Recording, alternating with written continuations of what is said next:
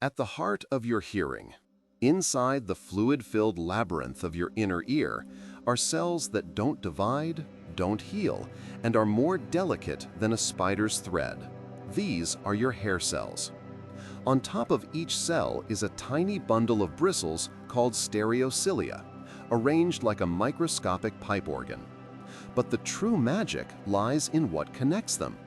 Stretching between the tip of one bristle and the side of its taller neighbor is a minuscule protein filament, a tip link. It's a biological rope, and it functions as the trigger for everything you've ever heard. When a vibration, carried through the fluid of your ear, nudges this bundle, the bristles sway. This sway puts tension on the tip link, and, like pulling a string attached to a trapdoor, it physically yanks open an ion channel on the neighboring bristle. In that instant, a purely mechanical force becomes an electrical signal. Vibration becomes information. This delicate, nanoscale tug is the final destination for a journey that begins as a simple disturbance in the air. A sound wave is just a traveling pattern of compressed air molecules, a pressure fluctuation so faint it can be stopped by a piece of paper. Your outer ear, the pinna, acts as a funnel, gathering these weak vibrations and directing them down the ear canal. There, they strike the tympanic membrane, your eardrum, causing it to vibrate. What happens next is a masterpiece of mechanical engineering. Attached to the eardrum are three of the smallest bones in your body, the malleus, incus, and stapes.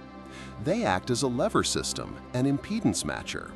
They take the large, weak vibrations from the air-filled middle ear and concentrate them into small, powerful vibrations suitable for the fluid-filled inner ear.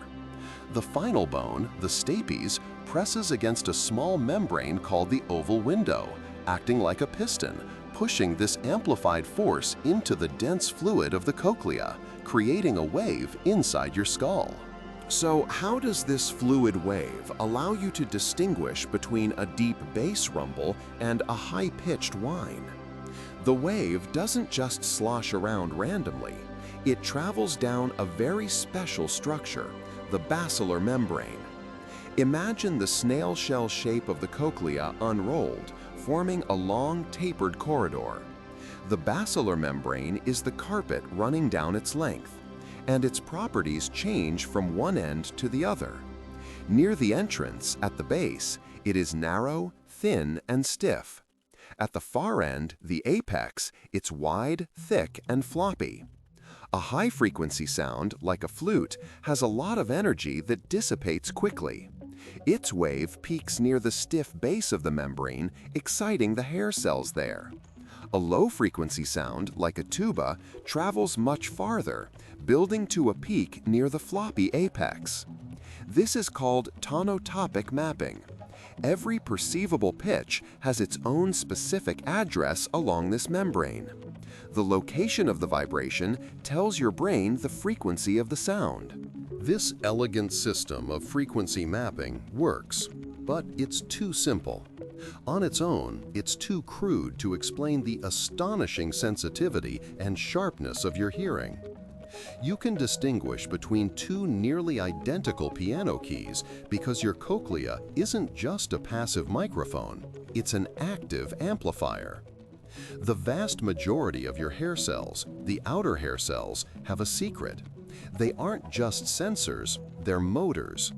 When stimulated by a sound, a unique protein in their cell walls, called prestin, causes them to physically contract and expand at the exact frequency of the sound wave. They dance.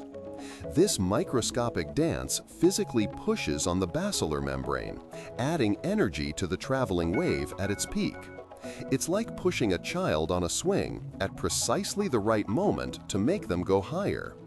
This cochlear amplifier sharpens the peak of the vibration, dramatically boosting faint sounds and allowing for the fine frequency discrimination that underpins our perception of music and speech. So a wave travels through fluid. A specific location on a membrane vibrates, and a set of specialized cells dance to amplify that vibration, causing a sensory cell to send an electrical pulse down a nerve. That is the physics of what happens. But how does that become the experience of hearing? The signal sent to your brain isn't a melody, it's a stream of digital spikes, a pattern of on or off from specific nerve fibers. How does your brain know that one pattern of spikes is your favorite song, while another, very similar pattern is the screech of tires? The raw data contains frequency and amplitude, but not meaning. The recognition of a familiar voice, the emotional impact of a minor chord, the ability to focus on one conversation in a noisy room, none of this exists on the basilar membrane. It is constructed, moment by moment, inside your head.